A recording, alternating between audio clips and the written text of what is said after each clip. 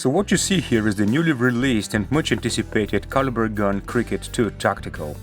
And I have to tell you, the beginning of my relationship with this gun was not an easy one. Listen to this.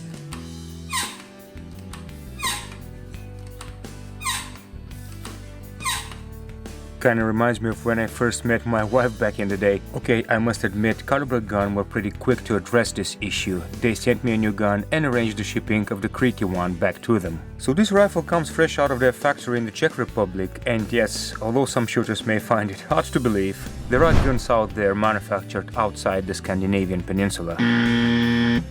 My opinion of this gun is it has its advantages and shortcomings. I mean, what doesn't? So I'll start with what I see as weak points and then go on with the strengths. Kind of a bad news first type of thing.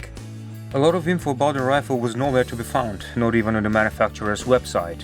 For instance, I had no idea about the regulator factory setting or the volume of the power plenum. I actually had to send an email to KalibrGun to get that info, which probably begs the question, what about the manual? Well, the gun came with one that is for the older models, it contains nothing about the Cricket 2 series, and that makes it pretty much useless.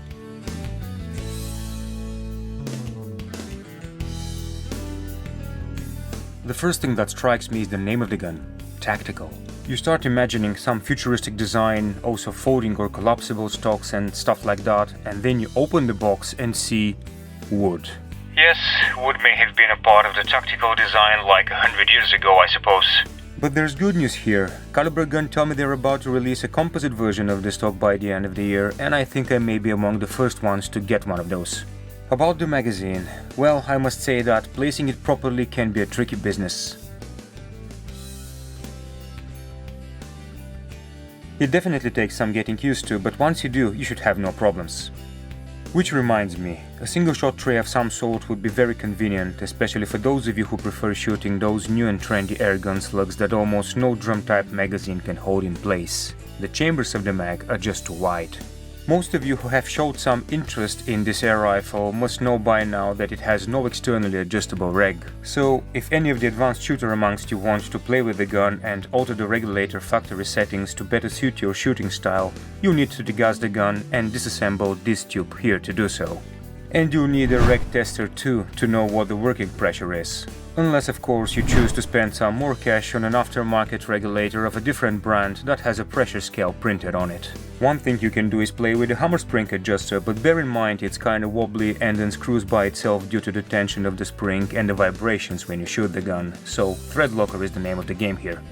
And now let's list some of the major improvements on the Tactical. Left-right switchable cocking side lever, which I must say operates quite smoothly. Carbon fiber bottle with a volume of 350 cubic centimeters on the short version and 500 on the long one. Additional power plenum, 38 cubic centimeters, information courtesy of the support center of the KalibrGun website. Cocking indicator, which was black on the first gun that I got and red on the second one.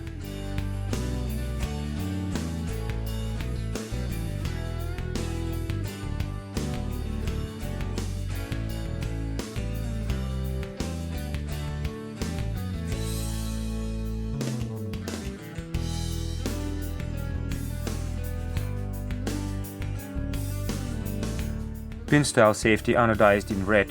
Nice touch there, KalibrGun. Half an inch UNF thread for an additional moderator or a suppressor or an LDC or whatever it may be called in your part of the world.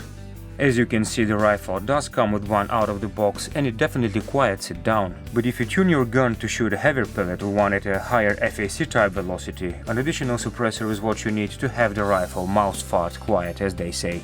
The manometer is placed on the side so that you don't have to look down the business end of your gun every time you want to check the pressure. A magazine holder for the 2 mags the gun comes with.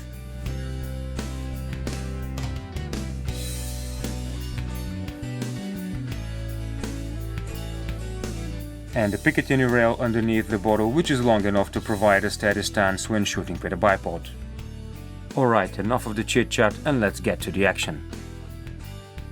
So as you can see today, I decided to try something else. Instead of shooting for a group, I decided to shoot in the center of these 8 targets. Here is my index finger to give you an idea how small these circles at the centers are.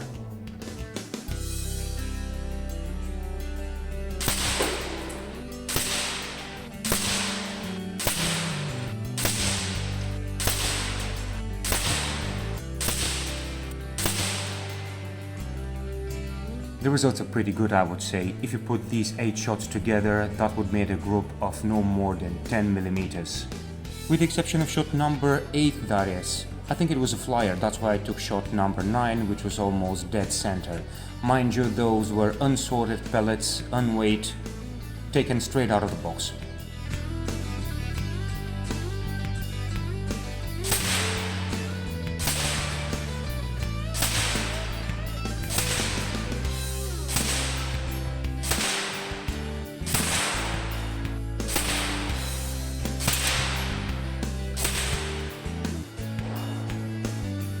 That's the group that I had at 50 meters or 55 yards with the Edgun die of the JSB Monsters Redesigned 25.4 grain. That's 17-18 millimeters. I don't know if you can see the caliper tool. I'm actually very happy with this result because I shot these pellets with only 820 feet per second or 250 meters per second, and I'm expecting that at that velocity there's going to be a very high energy transfer on the live targets.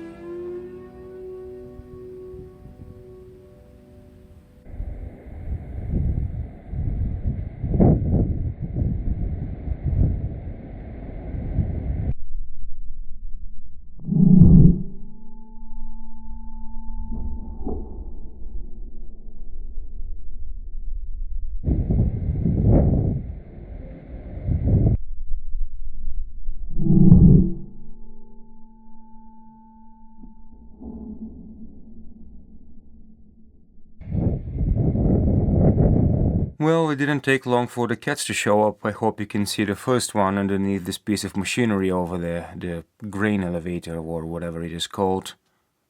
The pigeon is still twitching because of the headshot. Yes, and this feline is guarding its catch, which is actually mine.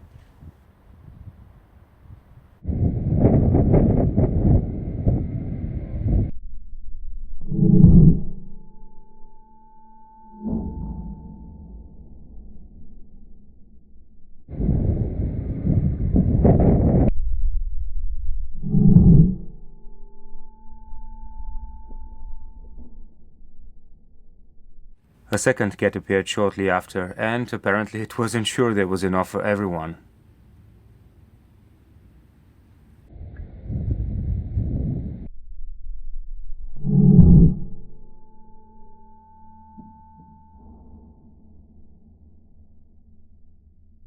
You know, I was a bit hesitant, but eventually I decided to display this one, even though it's in black and white.